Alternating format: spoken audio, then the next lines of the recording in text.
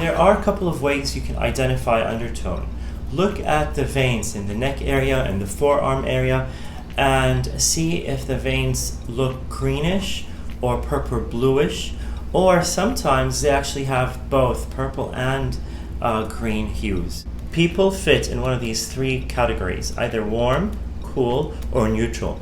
And it's not a one size fits all. So for example, you can have a dark skin complexion with cool or warm undertones, even neutral. And same for lighter skin tones. So it's not necessarily lighter skin tones have a specific undertone and darker skin tones have a specific undertone. Color compatibility also is connected to undertone.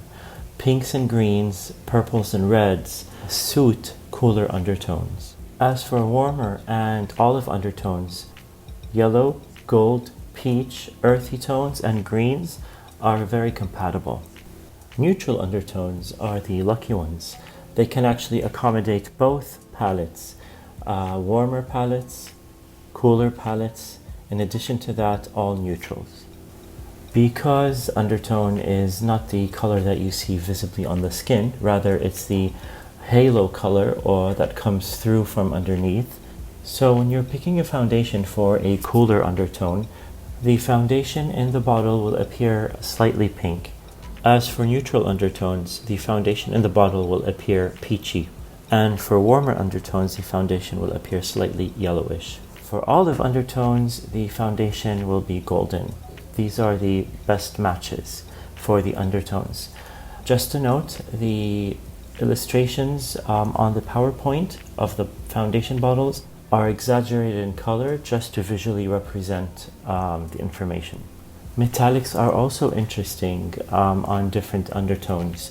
For cooler complexions, definitely go with silver and platinum. Warmer and olive undertones, on the other hand, will complement golden and brassy metallics. For neutral undertones, they have the luxury to go either way.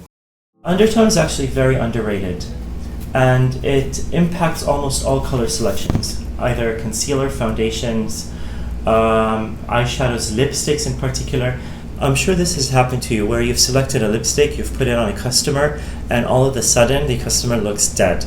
The skin looks very pale and almost ghostly. And that's because the undertones of the lipstick clashes with the undertones of the customer or your undertones.